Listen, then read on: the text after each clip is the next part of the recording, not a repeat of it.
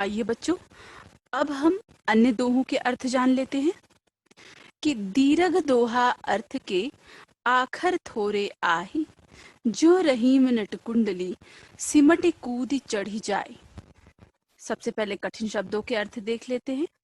दीर्घ लंबा, अर्थ अर्थ, आखर अक्षर, थोरे थोड़े, आही होते हैं, नट कलाकार, कुंडली घेरा, सिमटे सिकुड़ करके, चढ़ी चढ़ना। दीर्घ दोहा, दोहे का अर्थ जो होता है यहाँ पे प्रस्तुत दोहे में रहीम दास जी ने दोहा छंद की महत्ता बताते हुए कहा है कि किस तरह से कम शब्दों में ही दोहे से हम अपनी गहरी से गहरी बातें भी कह सकते हैं। दोहा छंद की सहायता से किस तरह से हम कम शब्दों में बड़ी सी बड़ी बातें कह सकते हैं, और बहुत ही सुंदर उदाहरण के द्वारा इसे स्पष्ट किया है इन्होंने कि दीर्घ दोहा अर्थ के, दोहे का अर्थ जो होता है वो दीर्घ होता है। दीर्घ का अर्थ है लंबा होता है। आखर थोड़े आही, लेकिन उसमें अक्षर जो होते हैं वो थोड़े होते हैं, कम होते हैं। दोहे का अर्थ बड़ा होता है, अक्षर उसमें कम होते हैं। किस प्रकार? जैसे कि उन्होंने उदाहरण दिया है कि जिस तरह से, ज्यों रहीम, जिस प्रकार से, नट कुंडली, नट कुंडली का अर्थ है कि जिस प्रकार से कोई कलाकार जो है वो अपने शरीर को, कुंडली का अर्थ है कि गोल करके, सिमटे सिकोड़ करके, कूद चढ़ी जाए, कहीं से भी बाहर निकल सकने में समर्थ है। जिस प्रकार से कोई जो है कलाकार अपने कला दिखाते समय, सर्कस का कोई भी कलाकार अपने कला को दिखाते समय अपने शरीर को गोल करके, सिकोड़ करके कहीं से भी कूद कर निकल जाता है, वैसे ही दोहा छंद में कम शब्दों में कवि, लेखक जो है या कवि जो है वो अपनी बातों को बहुत अच्छे तरीके से प्रकट कर सकता है। दोहे का अर्थ कम होता है, दोहे के अर्थ जो होते हैं गूढ़ होते हैं, गहरे होते हैं, लेकिन जो है उसके अक्षर जो होते हैं वो कम होते हैं, उसका अर्थ बहुत ज्यादा होता है। जिस प्रकार से रहीमदास जी कहते हैं कि सर्कस का कलाकार अपने शरीर को गोल करके, सिकोड़ करके, कहीं से भी कूद करके आगे निकल जाता है, उसी प्रकार दोहा छंद भी होता है, जहाँ पे अक्षर जो होते हैं वो कम होते हैं, लेकिन उनका अर्थ जो होता है वो बहुत गहरा होता है। दूसरा हम देख लेते हैं कि धन रहीम जल पंख को लघु जीव पियत अघाय, उदधि बड़ाई कौन है जगत पियासो जाए। सबसे पहले कठिन शब्दों के अर्थ देख लेते हैं कि धनी, धनी का अर्थ है धन्य है, पंख कीचड़, लघु जीव छोटे जीव या प्राणी, पियत पी करके, अघाय तृप्त होते हैं, संतुष्ट होते हैं, उदधि समुद्र, बड़ाई महानता, जगत संसार, पियासो प्यासा। रहीम दास जी कहते हैं कि धन्य रहीम जल पंख को, कि कीचड़ का जल क्या है? धन्य है। क्यों धन्य है? क्योंकि लघु जिये पियत आघाय, क्योंकि यहाँ इसमें छोटे जीव जो है उस जल को पी करके संतुष्ट हो जाते हैं। रहीमदास जी कहते हैं कि कीचड़ का जल जो है वो धन्य है, क्योंकि उसमें छोटे से छोटे जीव उस जल को पी करके संतुष्ट होते हैं। उदधि बड़ाई कौन है? उदधि समुद्र की कौन बड़ाई कर सकता है? क्योंकि जगत पियासो जाए, उदधि बड़ाई कौन है? समुद्र की क्या बड़ाई, क्या महानता कि जगत पियासो जाए, उस समुद्र के जल से पूरा संसार जो है उस जल को पी करके प्यासा ही वाप, कोई भी उस जल को नहीं पी सकता।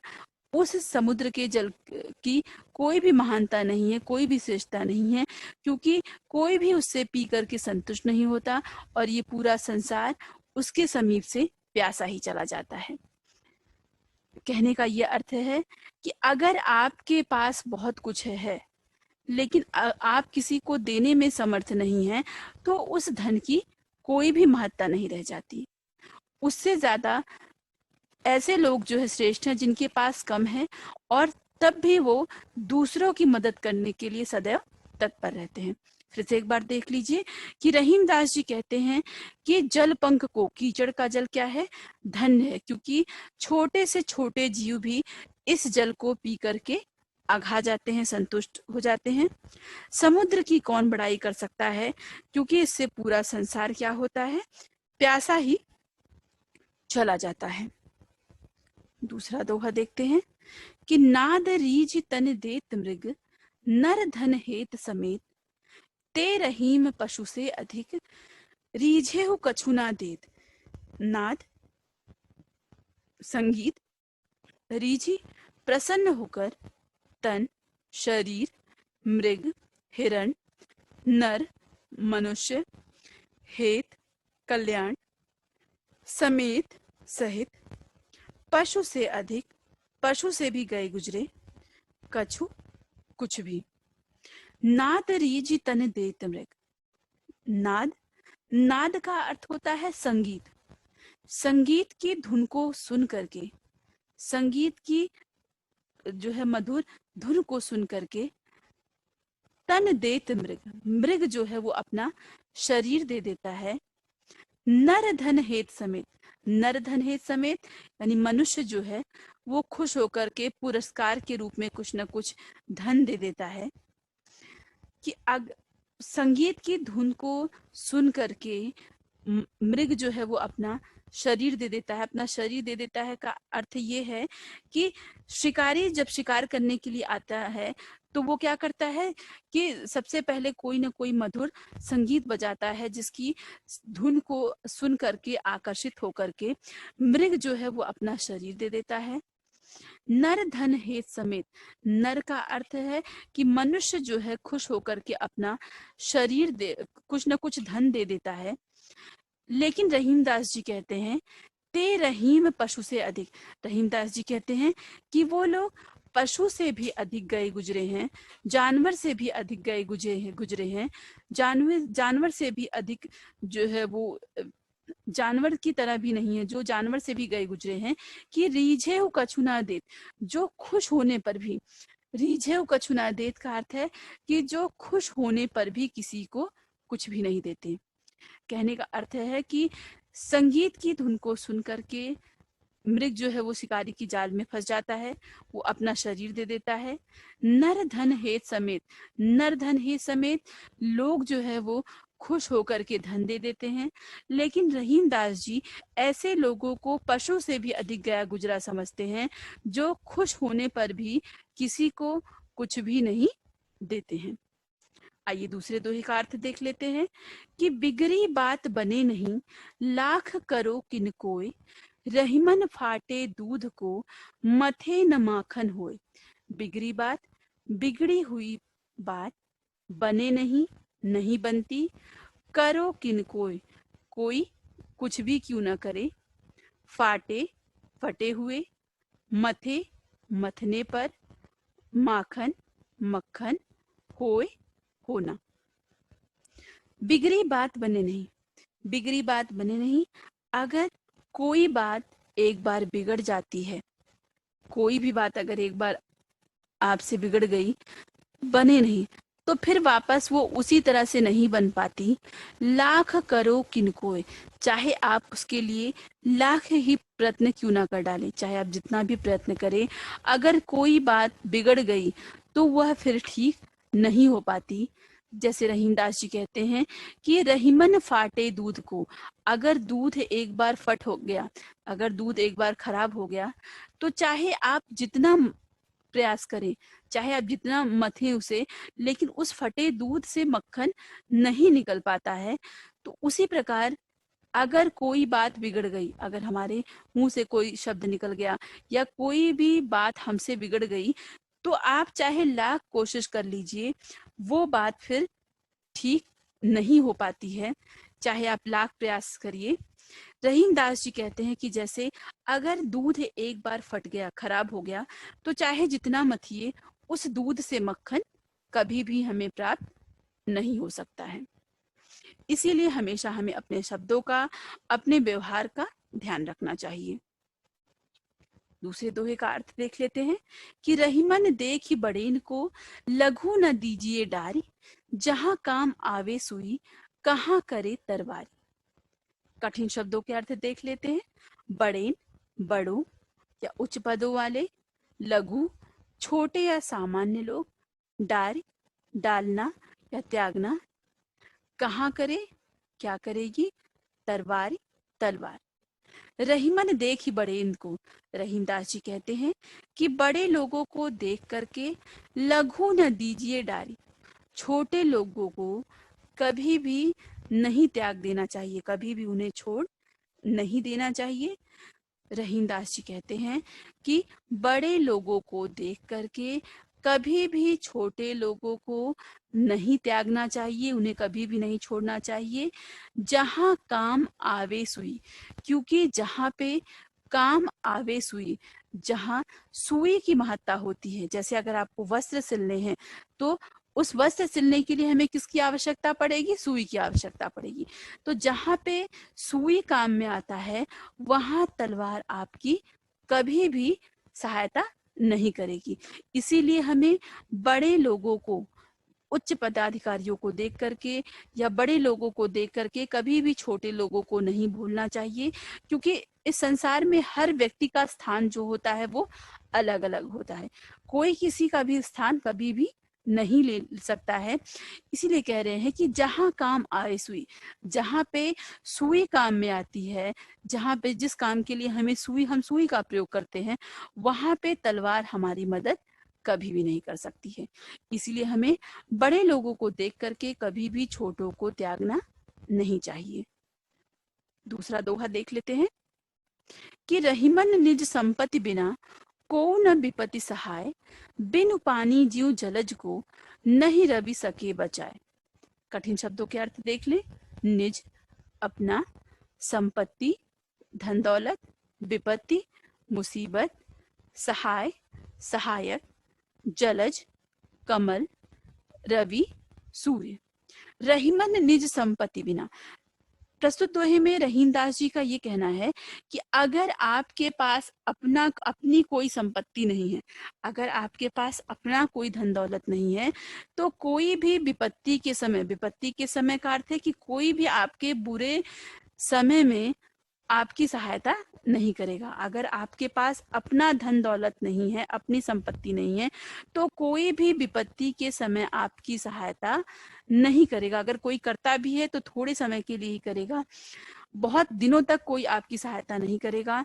इसलिए आवश्यकता ये है कि हमें अपने धन को बहुत ही सोच समझ करके खर्च करना चाहिए। जैसे कि उन्होंने कहा है कि रहीमन निज संपत्ति बिना, रहीमदास जी कहते हैं कि अपने धन दौलत के बिना कोई भी विपत्ति में सहायता नहीं करता है। जैसे उदाहरण दिया है उन्होंने कि बिनु पानी ज्यों जलज को, बिनु पानी ज्यों जलज को, बिना पानी के ज्यों, जिस प्रकार जलज को, जलज का अर्थ है कमल को, जिस प्रकार बिना पानी के कमल को नहीं रवि सके बचाए, सूर्य जो है वो उसे बचा नहीं सकता। अब देखिए, कमल की अपनी धन संपत्ति क्या है, उसका जल। अगर कमल के पास जल ही नहीं है तो जैसा कि हम सभी जानते हैं कि किसी भी पौधे को जीवित रहने के लिए हवा, सूर्य का प्रकाश, जल की आवश्यकता रहती है। तो भले ही सूर्य का प्रकाश उसे चाहे जितना ही मिलता रहे, लेकिन अगर उसके पास खुद की जो है संपत्ति यानी जल नहीं है, तो सूर्य भी उसके प्राणों की रक्षा नहीं कर सकता है। इसीलिए रहीमदास जी कहते हैं कि हमें अपने संपत्ति को जो है बहुत सोच समझ के खर्च करना चाहिए। अगर हमारे पास अपनी संपत्ति नहीं है तो कोई भी हमारी जो है वो विपत्ति में सहायता नहीं करेगा। जैसे बिना पानी के कमल को सूरज कभी भी बचा नहीं पाएगा। दूसरा दोहा देख लेते हैं कि रहीमन पानी राखिए, बिनु पानी सब सून, पानी गए न उबरे, मोती मानस चून। कठिन शब्दों के अर्थ देख लें। पानी, जल, सून, सूना या व्यर्थ, उबरे, चमके, मानुष, मनुष्य, चून, आटा। रहीमन पानी राखिए। रहीमदास जी कहते हैं कि पानी का बहुत महत्व होता है। इसे क्या करना चाहिए हमें? इसे बचा कर रखना चाहिए, इसे बनाकर रखना चाहिए। यहाँ पे पानी का अर्थ जो है वो तीन बातों के लिए, तीन प्रसंग के लिए हुआ है। एक पानी है जल पीने के लिए, दूसरा है मोती के लिए, मोती यानी उसकी चमक के लिए। पहला मोती यानी उसकी चमक के लिए है, दूसरा है पानी का अर्थ है सम्मान में, और तीसरे पानी का अर्थ है जल। तो रहीमदास जी कहते हैं कि हमें पानी को जो है वो संभाल कर रखना चाहिए, क्योंकि बिना पानी के सब कुछ क्या है? सूना है, सब कुछ व्यर्थ है। पानी गए ना उबरे, पानी गए ना उबरे, क्योंकि पानी के नष्ट हो जाने पर, पानी के नष्ट हो जाने पर देखिए क्या क्या व्यर्थ हो जाता है। अगर पानी चला गया तो पानी अर्थात चमक के बिना मोती व्यर्थ हो जाएगी। दूसरे पानी का अर्थ है सम्मान। अगर मनुष्य का सम्मान चला गया तो उस मनुष्य का जीवन व्यर्थ है। और तीसरा पानी का अर्थ है चून। देखिए कई कई जगह आटा चून के अर्थ के लिए आया है, और चून का अर्थ जो है चूना भी है। तो अगर चूने में पानी का प्रयोग ना हो तो वो क्या बन जाता है? पत्थर के समान हो जाता है। अगर आटे के प्रसंग में हम लेते हैं तो अगर आटे में पानी ना मिलाया जाए तो उससे जो है फिर रोटी नहीं बन पाएगी। तो इसीलिए रहीमदास जी कहते हैं कि हमें पानी राखिए। पानी राखिए का अर्थ है कि पानी को जो है उसको संभाल के रखना चाहिए, क्योंकि बिना पानी के सब क्या है? सब कुछ व्यर्थ है। अगर पानी नहीं है तो मोती की चमक नष्ट हो जाएगी। दूसरे पानी का अर्थ है व्यक्ति का सम्मान। अगर सम्मान नहीं है तो व्यक्ति का जीवन नष्ट हो जाएगा। और अगर पानी नहीं है तो चून, आटा या चूना, इन इन दोनों का, चूना अगर पानी नहीं है चूने में तो वो पत्थर बन जाएगा, और अगर आटे में जो है हम पानी नहीं डालें तो उससे जो है रोटी नहीं बन पाएगी। इसलिए हमें पानी को जो है वो बचा कर रखना चाहिए। तो बच्चों इस तरह से हमने रहीम के दोहे के सारे जो है उसके दोहों का अर्थ पढ़ लिया है। आशा है कि आप सभी को समझ में आया होगा। धन्यवाद बच्चों।